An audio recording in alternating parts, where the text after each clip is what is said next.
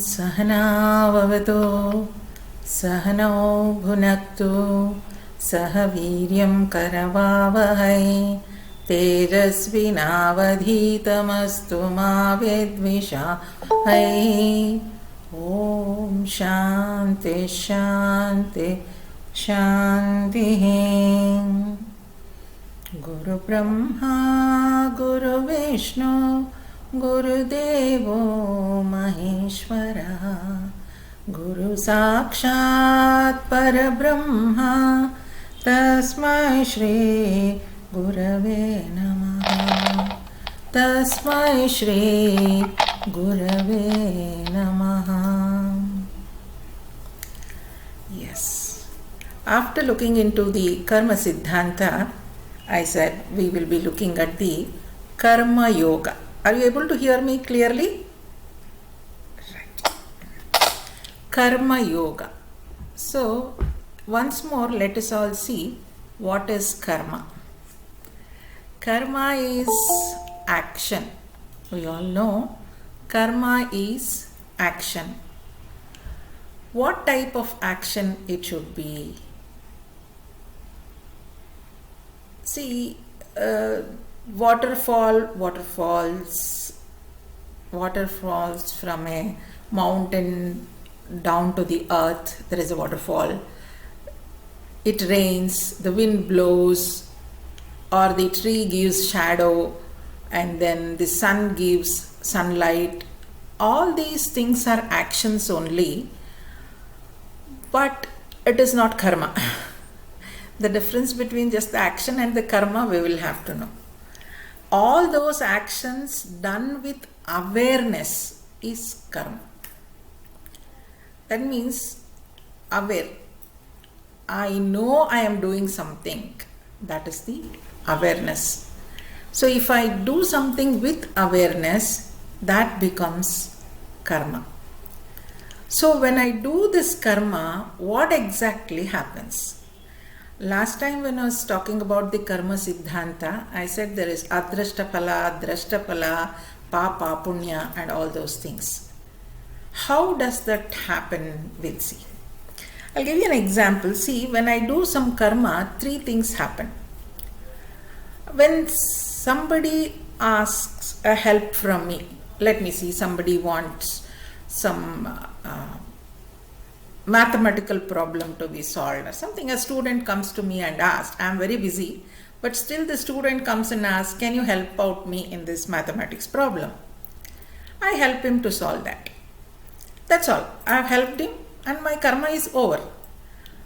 But that helping, what all happens after doing this action? Just think over. Let's think. I did that helping thing or help that boy to solve that problem, thinking that he will do well in his exams. Of course, he studied well, he passed in his exams. That is one result what we can see. See, when I do that, helping or not helping, that is already there in me. That is, the vasanas have been carried. Like, I want to help somebody, I want to be generous, that is the vasana, it is already existing. So there are three things happening. One is external, I have helped the boy and he has passed the exam. And there is an internal thing that is happening. When I have helped him, there is a sense of happiness in me, a sense of satisfaction in me. And when I see the result that the boy has excelled, I feel more and more inspired to help such students because the result is good. And when this continues, like I am helping somebody and it is giving good results and that is making me help more and more, that becomes a sanskara. Vasana was already there to help and now the sanskara is actually supporting that. Suppose I had a vasana not to help anybody. I am of that nature, I say, no? Now I change that vasana by I have studied something, my teachers have told me something, so I want to help somebody. Then I changed my vasana, whatever was there, now I changed that with the help of my sanskar. I have read, I have understood, I have learned from my elders, I have learned from my teachers that I should help somebody. So the vasana which was there not to help has now changed to help. And that will not happen in just 1 second. After practicing, initially maybe I will help the boy because my teacher told me. So at that time my sanskar will be obeying my teacher. Then I'll continue to obey for some time, and naturally that becomes my habit. That is my vasana. So I obey my teacher and then help that boy. Later on it happens that I get habituated to that. So after a practice that becomes my sanskara, and now that is going to be the vasana for my next life.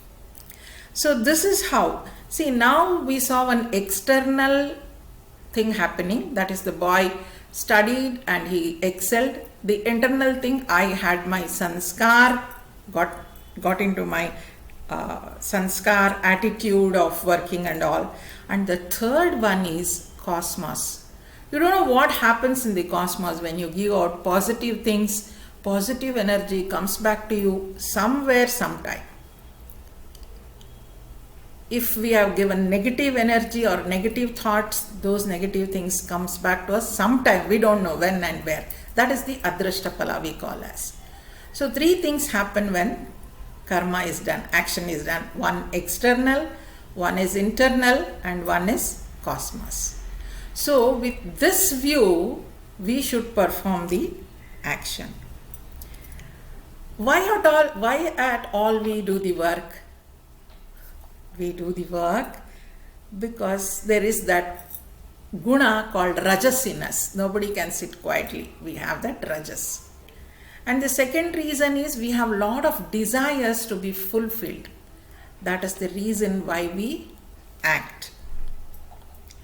And one more reason why we act is we have so many runas. See, we take so much from the society, we take so much from the nature, and we have to give it back to them. There is a line telling, Paropakarartham idam shariram. So we have to give back something. That is why this community help, all the software companies have this CSR program or something, community rehabilitation or helping this community, because there is a commitment for each one of us to see that all the persons around us are happy, they are having food, and they are living comfortably. It is everybody's responsibility. That is why we have to act. I think I read somewhere Vivekananda telling that even if a dog is hungry in my country, I feel responsible. That means, look at those leaders, how they think. That means everybody is responsible, my responsibility. And I have the runa, like we have Pitru runa, we have the Rishi runa for having learned from them. All those runas are there. So we have to pay back to them. That is why we have to work. And this is karma, we have understood. And yoga. Yoga means, it is told joining. Yuj, they call it as yoga. And somewhere I very recently heard that even yoga is religion.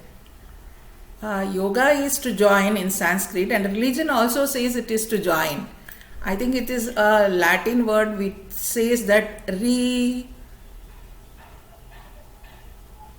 that means rejoining, like it is that. Rejoining means I am separated from the Paramatma. I have become the Atma, Jivatma now. And to get back into that Paramatma, to join to that, this is the Seva, they say, Karma Yoga. Or the other way of telling is Karma Yoga. The very easiest way to say the progress, how we can progress in our spiritual life through Karma Yoga is, by doing karma, I will make my mind tranquil. Mind is peaceful.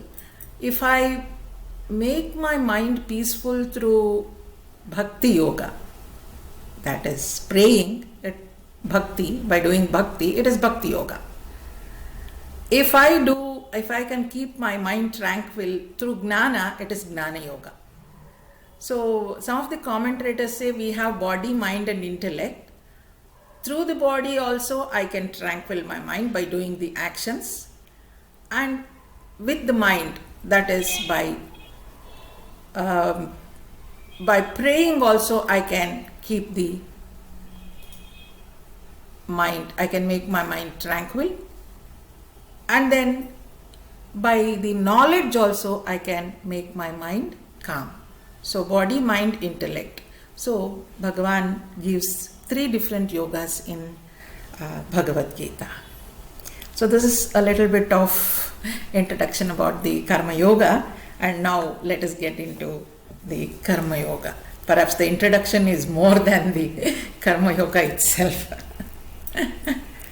Okay, I'll tell the Dhyana Shloka of the Bhagavad Gita and then we will get into the 3rd chapter. Sir, will you be able to read the English translation of this shlokas? You have the book? Okay. After the first shloka, you can read the meaning, sir.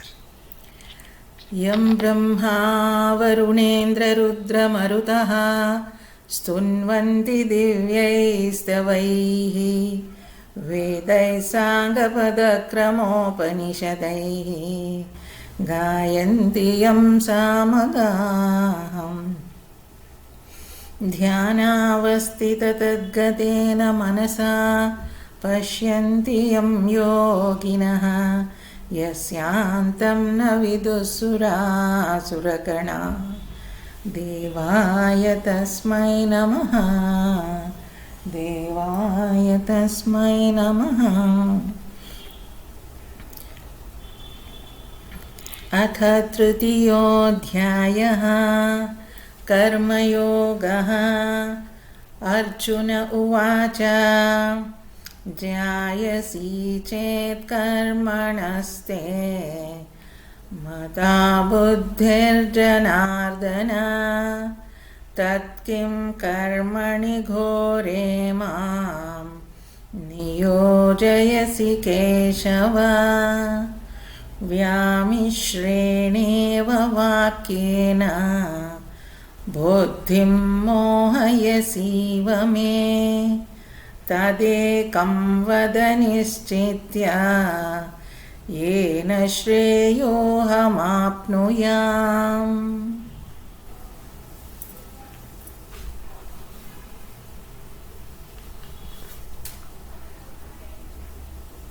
Can you read the English translation, sir?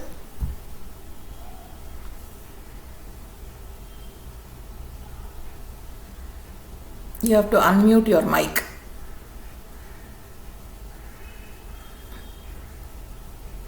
Shall I read, madam? Yes. Verse 1? 2. Both the verses you can read the meaning, sir. Yes, madam.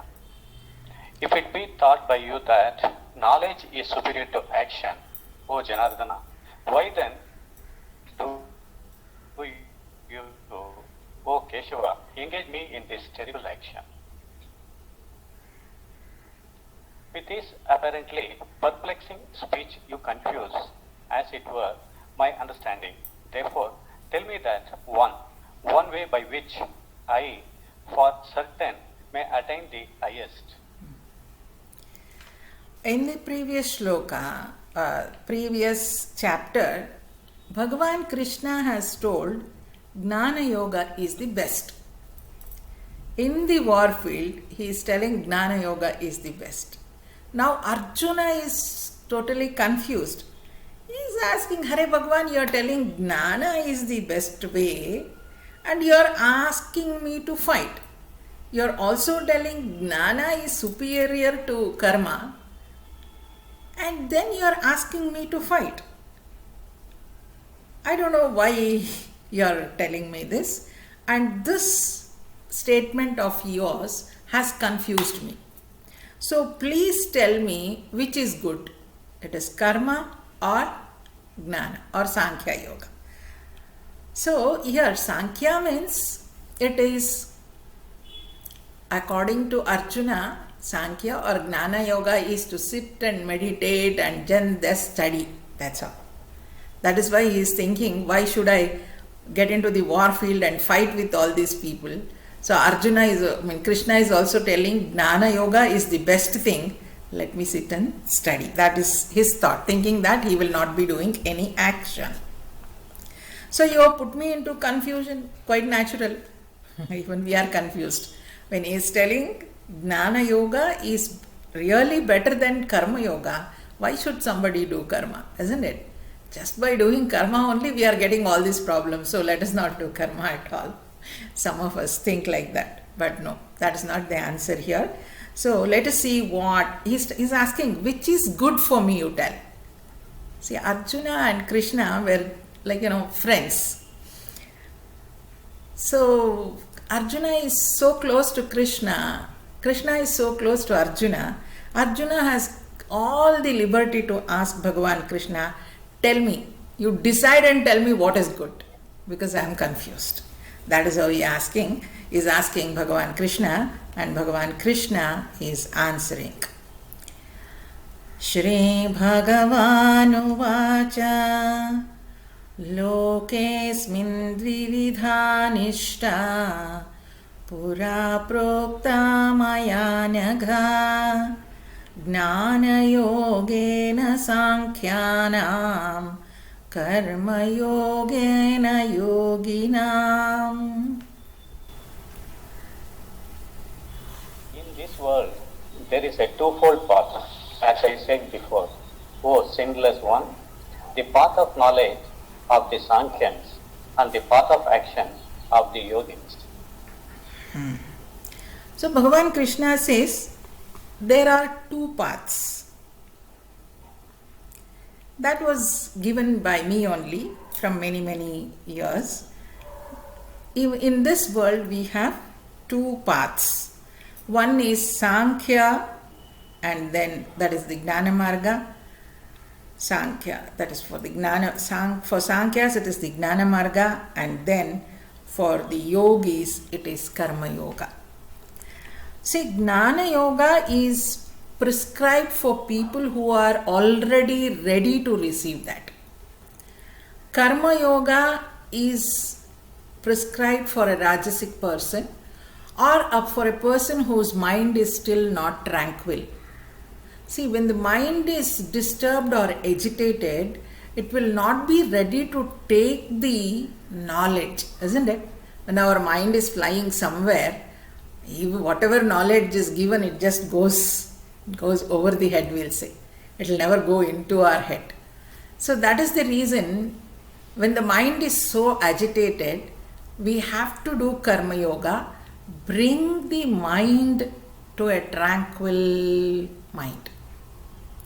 So when the mind becomes tranquil, it will be ready to receive the Gnana. So Krishna is telling, a man who has already done Karma Yoga, or by all his sadhanas he has a tranquil mind and he is ready to receive the Gnana, for him Gnana Yoga is prescribed. And for a man whose mind is still agitated, it is not tranquil, for him Karma Yoga is prescribed. So first you do the Karma Yoga. The yoga itself means joining, I said. Joining with what? To make the mind peaceful. In other words, it is actually told, see, this Jivatma has come and it is separated from Paramatma. That means we have already separated from the Paramatma. To again get back to that, to rejoin Jivatma, Paramatma, Aikya, what we call, or this self-realization can happen only when Jivatma merges with this Paramatma, or it does not separate as Jivatma and come into individual bodies. So that joining, this is the basic preparation. That means tranquil. The mind has to be calm, and that is why karma, that is when the karma becomes yoga. So see now, karma is actually what? It is the actions done with awareness. is karma. That means I plus doing, I plus doership is karma. I plus action, doership plus action, however you take, that is karma. When this karma becomes yoga, whatever actions we are doing, if our mind within, inside, the mind is peaceful, that is karma yoga. Keep doing all the actions, but look inwards and keep the mind balanced, that is karma yoga. So we know when we do some action, we will be carried away with that. We will not even know that there is something called as mind. So we will be either carried away completely with the work, and we'll forget so many things. We would not have had our food, we would not know what we are doing, so involved we are, and we are working like that. We never think of peace of mind or anything. So much we are involved. When we are doing the work or the action with awareness and keeping the mind at peace, it becomes karma yoga. So now Bhagavan Krishna is telling, for those who are already ready, for them it is Jnana Yoga, and for the people who have to become ready, this Karma Yoga. So it is not two different paths totally. One path leads to the other path. This is step by step. First Karma Yoga and then Jnana Yoga. Continuing. न कर्मणामनारम्भात् नैष्कर्म्यं पुरुषोऽश्नुते न च सन्न्यसनादेव सिद्धिं समधिगच्छति.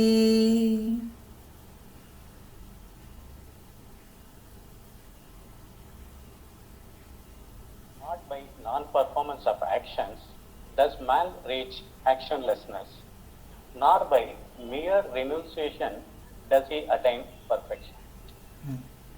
See how beautifully it is like, na karmana manarambhat.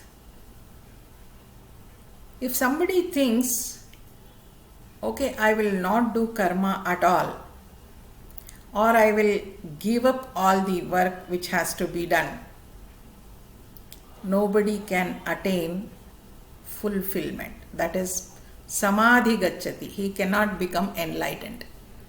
Just by giving up the work, he cannot become enlightened. Why? Because we know, we have seen the karma siddhanta. There are prarabdha karmas which come, and because of the rajasic nature, we have to work. See, it is like this. A seed is sown, and that seed becomes seedling, and then it becomes a plant, and then becomes a tree, and in that tree there is a seed again. Like that the cycle continues. So here, none of us can be in this world without working, I told you in the earlier thing, for two reasons. One, we have prarabdha karma which we have to do. It has come to us, we have to act and then finish off that prarabdha karma. Or else it will not go. You can't just push it like that. It is there because the arrow is already shot from the bow, and it has to be, that work has to be executed. We have to finish our prarabdha karmas, and we have our guna. There is one guna, this rajasic, which will not allow us to sit. All of us have three types of gunas, rajas, tamas and sattvic. If we have tamas guna only, we can sleep. If we have sattvic guna, we can do, it may be in different percentage, but if we have sattvic guna, we can do good things, and rajasic guna allows us to act. So this guna in us, all of us are built like that. So we are pushed to do something. We are actually forced to do certain things. So by that nature, all of us do some actions. If not, that prarabdha karma is always there, which we have to work and finish it off.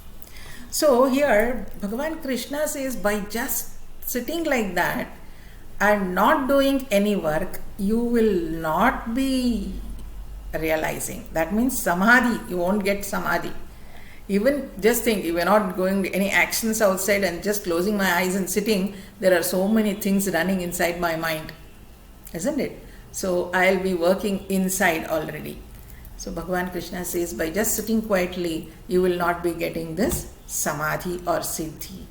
So continuing, nahi kaschet kshanamapi jatu tishtatya karma krit karyate hyavashak karma sarva prakriti jair gunaihi. Verily, none can ever remain, even for a moment, without performing action. For everyone is made to act helplessly, indeed, by the qualities born of Prakriti. See, nobody can stay away from action. Why? Because the body itself is designed like that. Prakriti. Prakriti means it's the body. By the characteristics of the body itself, he will be inspired to work. Necessarily he'll be doing some work. Because the body, I told you, when this body was given to us, there are the gunas, I told you. That is, body, mind, intellect is there, and we have these gunas in the mind, tamasic, rajasic and sattvic guna. According to that we will be acting. So according to the nature, that is the prakriti. Prakriti is body. Here in Adhyatma when we study, prakriti is body, purusha is the atma. So according to the body nature, we have to work. So nobody can stay without working. That is what Krishna is telling us. Continuing. Karmendriyani sanyamya ya aste manasa smaran indriyarthan vimudhatma mityacharasa uchyate.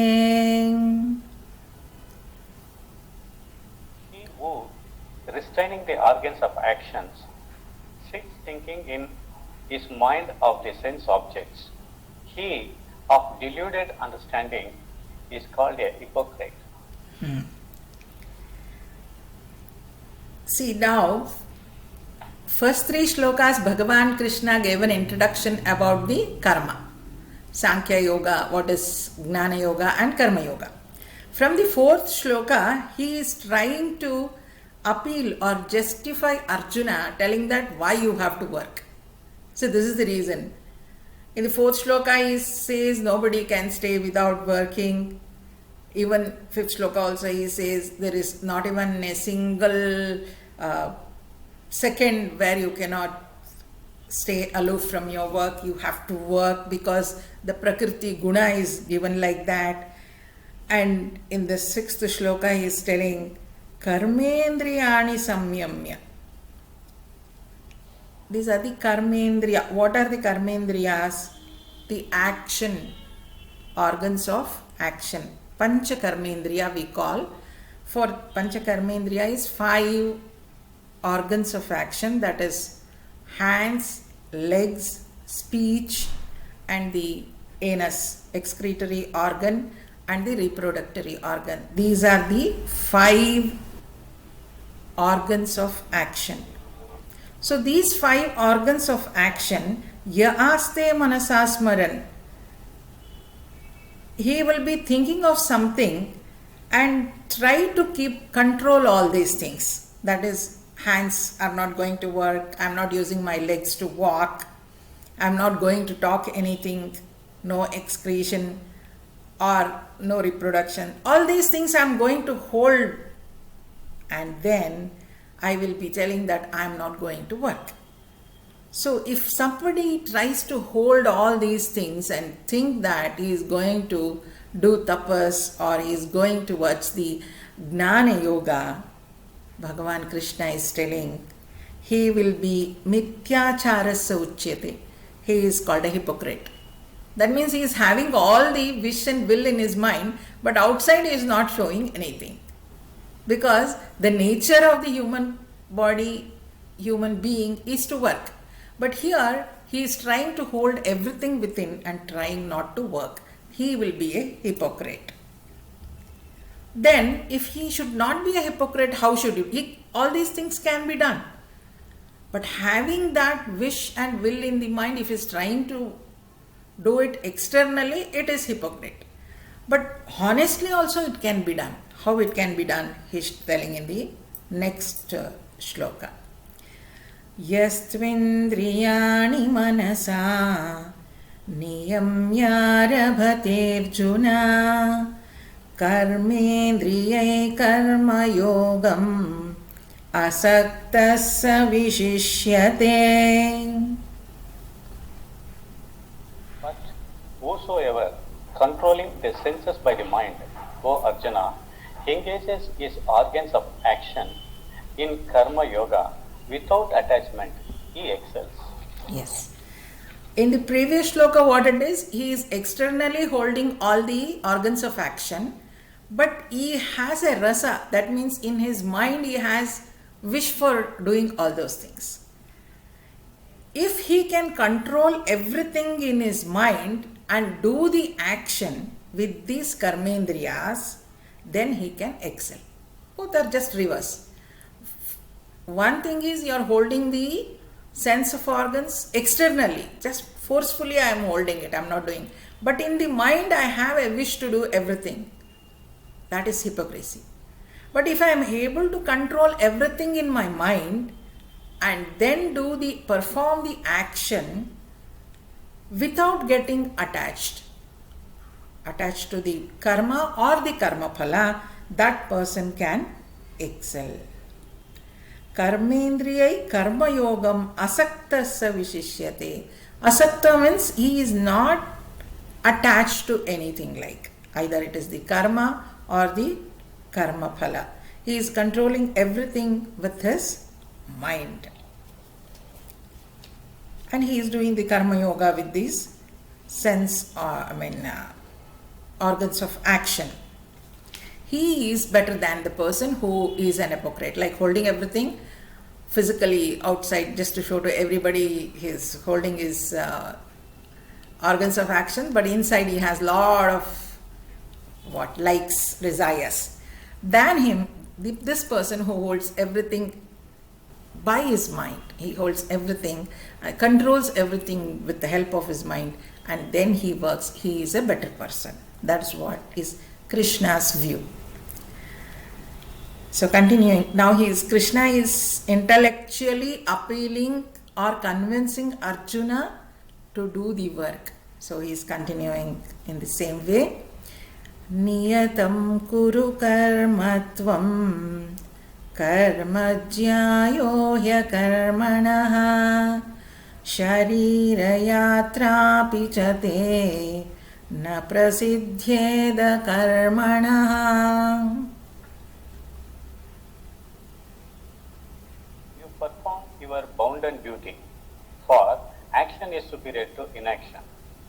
Even the maintenance of the body would not be possible for you by inaction. So he is telling Arjuna, at least do your duty.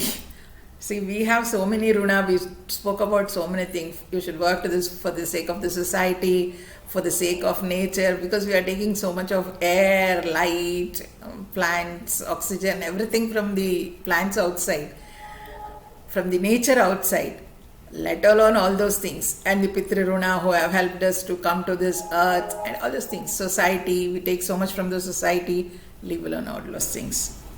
At least you do your duty. Niyata karma is that one. Niyatam kuru karvat.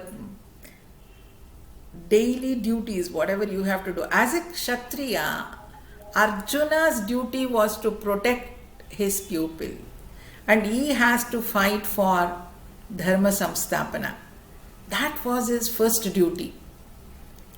He was a brave warrior. He had earned so many vidyas by doing tapas and all those things. And why it should be just left like that? It should be used in the war field. He knows so many war techniques now.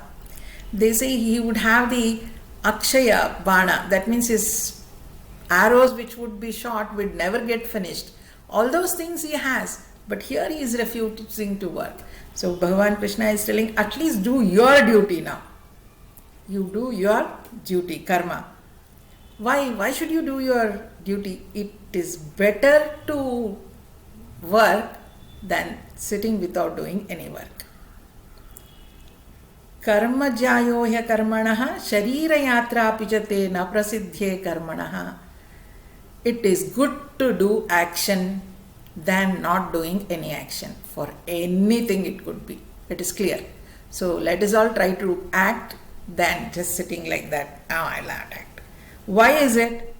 Just to protect our body, at least we have to, now the body is so, I mean, it is relaxed, like, we are not working so much as we would work as our elders or senior, the other generation would work.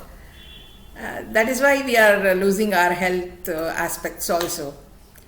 At least to protect your body, you have to work. That is what he is telling. See, the body also needs some exercise. You can't just sit and eat and then sleep like that and be whatever you want. Just to protect your body, at least, you have to work, Arjuna. So just to protect your body, at least, you work, and it is better to act than be inactive. That is what Krishna is telling Arjuna. We'll see one more shloka and then stop for today. If I have to work, and if the work which I am doing is whatever work you do, there is always the results given. Whether it is papa or punya, it will be accumulated. Is there any way that I can get rid of this karma phala, that is papa and punya? Bhagavan says in the next shloka, which is very beautiful. Yagnathat karmanonyatra lokoyam karma bandhanah tadartham karma kaunteya mukta sanga samachara. The world is bound by actions other than those performed for the sake of sacrifice. Do, though, therefore, O son of Kunti, perform action for the sake of yajna alone, Yes. free from all attachments. Yes.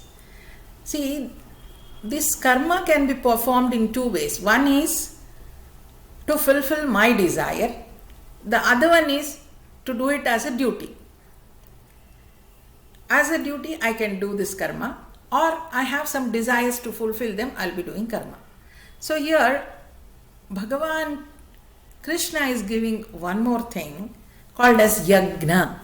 Yagna is doing any action without expectation of the phala. In Chinmaya Mission, we all do. We have heard about Gita Gnana Yagna. Gita Gnana Yagna means spreading the message of Bhagavad Gita without expecting anything. That is Yagna. Yagna Bhava is serving without expecting anything. That is Yagna Bhava. So here is telling, if somebody works with Yagna Bhava, that is the best way of doing the karma. Other than the work which is done without the Yagna Bhava, that work will actually lead us to bandhana. It's telling lokoyam karma bandhanaha. If we don't do the work with the Yagna Bhava, then we will be getting into karma bandhana. That is why, see, there are only two things. One is do it with Yagna Bhava, then you will excel. You are not getting bound at all. If you don't do with the Yagna Bhava, you will be getting into the bandhana, karma bandhana. So Arjuna, there are only two ways. So it is better that you give up everything and do it with the Yagna Bhava. Yagna Bhava is like, Arjuna is now in the battlefield and he has to do his duty. He has to fight now. So if he wants to fight for the sake of expanding his kingdom, then it becomes a desire. If he wants to fight to become a king, it becomes a desire. But if he is fighting just for the sake, all those things they have tried now, which they were not successful. Now he is fighting only for the reason of dharma samstapana, He wants to see the established righteousness. That is why he has to fight. With that thing, if he is going to fight, he will not be getting into any bandhana. That is what is Krishna's opinion. We'll see more of Yagna Bhava and this Bandhanakari karma in the next class. So we will stop there and continue in the next class. Hari Om.